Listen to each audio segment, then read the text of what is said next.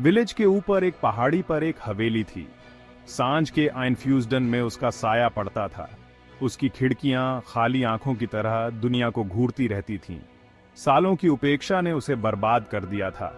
दीवारें टूट रही थीं, छत झुक गई थी और बेलें जैसे पंजे उसके किनारों पर चढ़ गई थीं। लोहे के फाटक जंग लगे और घास से उलझे हुए पास आने की हिम्मत करने वालों को चेतावनी दे रहे थे। कोई हिम्मत नहीं करता था। हवेली तक जाने वाला रास्ता उजाड़ और खतरनाक था। कांटेदार झाड़ियां कपड़ों को फाड़ देती थी और अनदेखे क्रीचर्स झाड़ियों में सरसराहट करते थे। जैसे ही कोई हवेली के पास पहुंचता, हवा में सड़न की गंध और अनकहे रहस्यों का भार छा जाता था।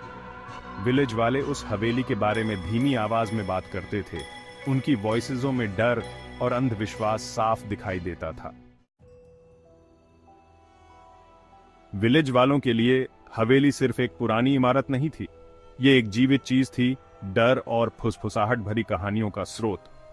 वे रात में हवेली से निकलने वाली अजीब रोशनी और भयानक वॉइसेसों के बारे में बात करते थे। कुछ ने दावा किया कि उन्होंने उसके अंधेरे हॉल में छायादार आकृतियां देखी हैं। बच्चों को चेतावनी दी गई थी कि वे हवेली के पास न जाएं। ऐसा न हो कि वे उसके भीतर रहने वाली आत्माओं द्वारा उठा लिए जाएं। बूढ़े राहुल, जिनका चेहरा झुर्रियों से भरा हुआ था, अक्सर पीढ़ियों से चली आ रही कहानियों को सुनाते थे। उन्होंने एक अमीर परिवार के बारे में बताया जो कभी हवेली में रहता था। एक ऐसा परिवार जिसका अंत उसकी दीवारों के भीतर सौरोद्वेग से हुआ। उनका दुख, उनका दावा था, घर के हर कण में समा गया था।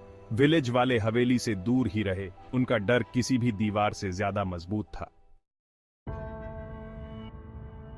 विजय, शहर का एक युवा पत्रकार, विलेज वालों की कहानियों पर लाफ्ट।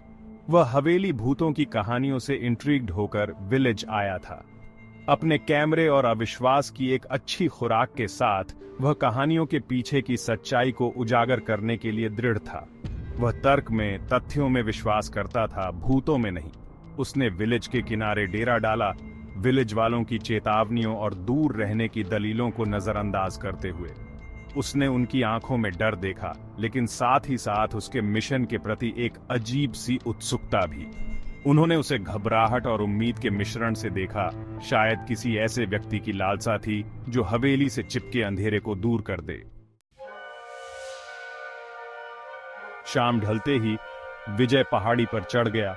उसके कदम शांति में गूंज रहे थे। हवेली उसके सामने थी, ढलती रोशनी में और भी ईरी। उसने चरमराते हुए गेटों को धक्का दिया और उगे हुए रास्ते पर कदम रखा। उसकी रीढ़ की हड्डी में कंपी दौड़ गई। हवा काफी ठंडी हो गई थी। अंदर हवेली एक भयानक सन्नाटे में डूबी हुई थी, जो उसके अपने स्टेप्सों की वॉइसेस से ही टूट रहा था। दीवारों में दरारों से छनकर आती हल्की रोशनी में धूल के कण नाच रहे थे। परछाइयां फैली हुई थीं और मुड़ रही थीं, उसकी आंखों से खेल रही थीं। हवा में सड़न की गंध थी, एक ऐसी गंध जो उसके कपड़ों और बालों से चिपकी हुई लग रही थी।